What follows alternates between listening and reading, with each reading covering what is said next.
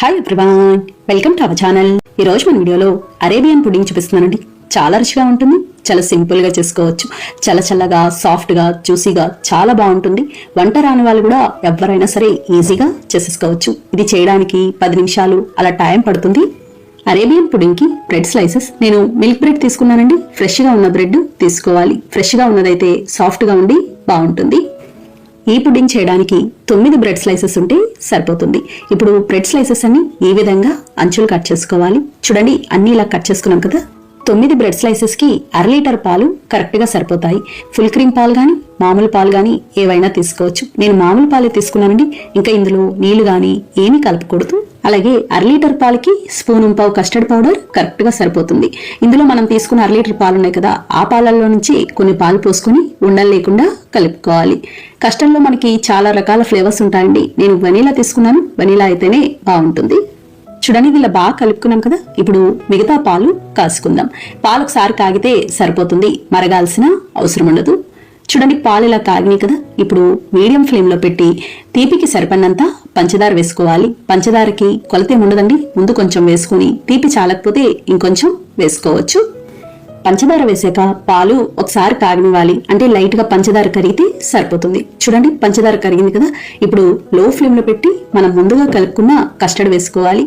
ఇది వేసేటప్పుడు ఒకసారి ఇలా కలిపి వేసుకోవాలి. కస్టర్డ్ వేగానే చిక్కబడిపోతుంది. ఇలా ఒకసారి కలిపి స్టవ్ ఆఫ్ చేసేసుకోవాలి.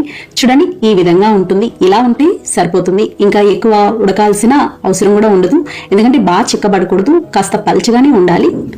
మనకి కస్టర్డ్ తయారైంది కదా. అలాగే ఇప్పుడు 3 స్పూన్ల ఫ్రెష్ క్రీమ్ తీసుకోవాలి.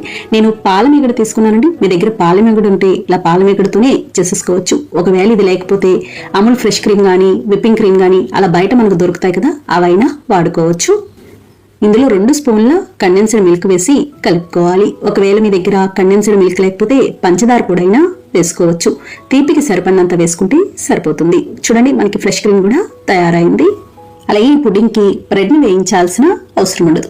ఇప్పుడు దీనికి ఇలా స్క్వేర్ షేప్ లో ఉన్న గ్లాస్ బౌల్ గానీ, లేదా కేక్ చేసే ట్రేలు ఉంటాయి కదండి, అవైనా కూడా పర్వాలేదు. లేదా మనకి స్టీల్ ట్రేస్ ఉంటాయి కదా, అవైనా కూడా పర్వాలేదు. ఏదైనా తీసుకోవచ్చు. షేప్ కోసమే మీ దగ్గర వేరే ఏదైనా షేప్ ఉంటే అదైనా వాడుకోవచ్చు. ఈ విధంగా ముందు కస్టర్డ్ వేసుకొని తర్వాత మనం కట్ చేసుకున్న బ్రెడ్ స్లైసెస్ పెట్టుకోవాలి. దానిపైన మళ్ళీ కస్టర్డ్ వేసుకోవాలి. కస్టర్డ్ వేసుకొని మళ్ళీ పైన బ్రెడ్ స్లైసెస్ పెట్టుకోవాలి.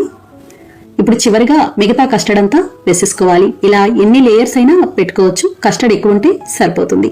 కస్టర్డ్ అంతా ఇలా వేసుకున్నాక పైన మనం ముందుగా కలుపుకున్న పాలమీగడ, కండెన్స్డ్ మిల్క్ ఉంది కదా, అదంతా కూడా వేసేసుకోవాలి. ఇదంతా వేసాక మీకు ఒకవేళ బాగా చిక్కగా అనిపిస్తే గనక కొంచెం పాలు పోసుకోవచ్చు పైనుంచి. స్పూన్తో ఒకసారి ఇలా అనుకున్నాక సన్నగా కట్ చేసిన బాదం ముక్కలు, పిస్తా ముక్కలు వేసుకోవాలి.